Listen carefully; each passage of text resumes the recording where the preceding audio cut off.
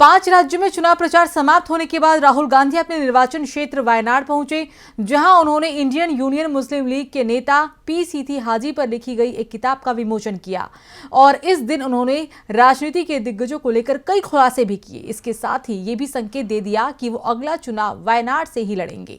राहुल गांधी केरल के वायनाड से चुनाव लड़ेंगे, इसके संकेत अब उन्होंने भी दे दिए हैं। राहुल गांधी ने कहा कि केरल या वायनाड आना उनके लिए काम नहीं है। मैं इसे मेरे परिवार के पास वापस आने और मेरे दोस्तों से मुलाकात करने की तरह देखता हूँ। जितना मैं केरल और वायनाड आता हूँ, उतना ही मुझे लगता है कि ये मेरा घर है। दरअसल राहुल गांधी वायनाड पहुंचे थे और पी हाजी पर लिखी गई पुस्तक का विमोचन करने के बाद राहुल गांधी ने कहा कि अगर आज किसी नेता की हकीकत जानना हो तो उसके बच्चे के रहन सहन को देखो।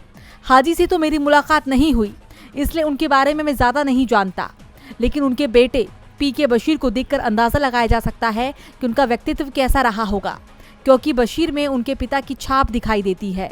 राहुल गांधी ने कहा कि कुछ नेताओं का मूल्यांकन उनके साधारण पहनावे या कम कीमत वाली घड़ियों के आधार पर नहीं किया जा सकता, क्योंकि वो आम जनता से अपनी असली संपत्ति छिपाने में चतुर होते हैं। कांग्रेस नेता ने कहा कि कई नेता उनसे मिलने आते हैं, वो खुद को आम आदमी दिखाते हैं। वे साधारण कपड़े, कम कीमत वाली घड़ियां और फटे जूते पहनकर आते हैं, लेकिन कभी मैं या आप उनके घर पहुंच जाएं तो उनके पास बड़ी BMW होती है। नेता आपको वो दिखाता है जो वो दिखाना चाहता है। ये लोग अपनी असलियत तो छिपा सकते हैं, लेकिन जब बात उनके बच्चों की आती है तो सच्चाई को छुपाया नहीं जा सकता।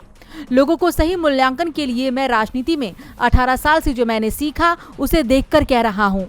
किसी नेता का मूल्यांकन करना हो तो उसके बेटे के रहन सहन को देख लो। ये बुलेट प्रूफ तरीका है जिसे मैंने इजाद किया है। DB लाइव की रिपोर्ट।